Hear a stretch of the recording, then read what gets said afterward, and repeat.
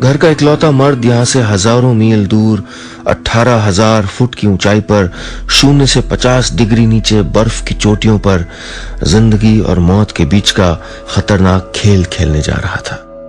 तुम इतनी बुजदिल लगती तो नहीं हो शिरीन, सोती हुई शहर का माथा सहलाते हुए अम्मी ने कहा।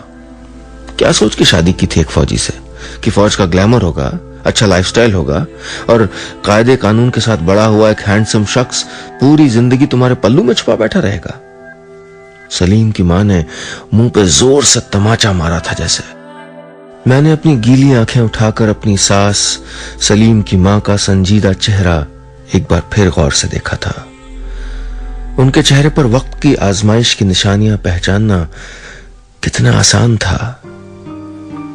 पीस पोस्टिंग पर तो निभ ही जाता है शिरीन। असल में फौजी की बीवी होने की जिम्मेदारी तो अब उठानी है तुमको। उन्होंने मेरे कंधे पे हाथ रखा और उनके हाथों की नरमी उनकी आवाज में भी उतर आई। मैंने एक बार फिर गीली आंखों से सलीम की मां का चेहरा देखा। उन्होंने एक जंग में अपने अब्बू को खोया था, दूसरी जंग में अपने शौहर को। दूसरी शादी कर सकती थी, फौज के बाहर एक दूसरी आसान जिंदगी चुन सकती थी, अपने इकलौते बेटे को डॉक्टर इंजीनियर बना सकती थी, उसको विदेशी डॉलर और पाउंड्स कमाने के लिए भेज सकती थी। लेकिन क्या चुना उन्होंने अपने लिए? क्यों चुनी थी इतनी सारी दुश्वारियां? क्यों अपने बेटे को भी मौत के मुंह में धक्का दे दिया था?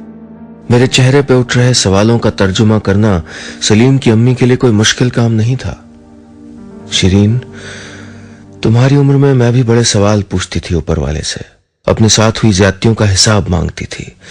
मैं तो ठीक से रोई भी नहीं थी सलीम के पापा के लिए।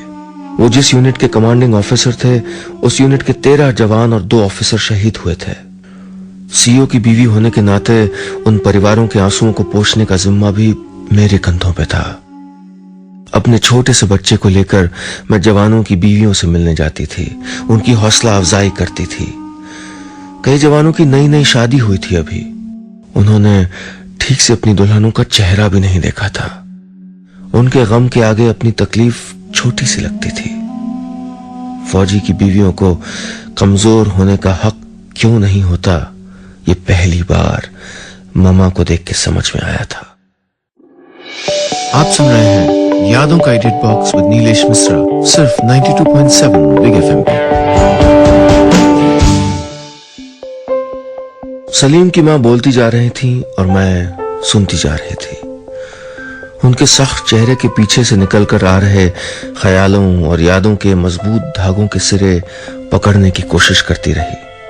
सोचती रही कि जब अमन में कितनी बड़ी कीमत देनी पड़ती है हम औरतों को, तो फिर जाने जंग अपने पीछे कैसी बदहाली, कैसी तकलीफें, कितने दर्द छोड़ जाती होंगी। याद रखना कि एक फौजी पे घर की जिम्मेदारियों से भी बहुत बड़ी एक जिम्मेदारी है। इसलिए अपने सलीम को हंस के विदा करो शिरीन, अम्मी ने कहा और मुझको कमरे में अकेली छोड़ गई। मेरे लिए कई काम छोड़ गई थी अम्मी, उनमें से सबसे बड़ा काम था खुद को संभालना। सलीम को सुबह निकलना था और मेरे पास तैयारियों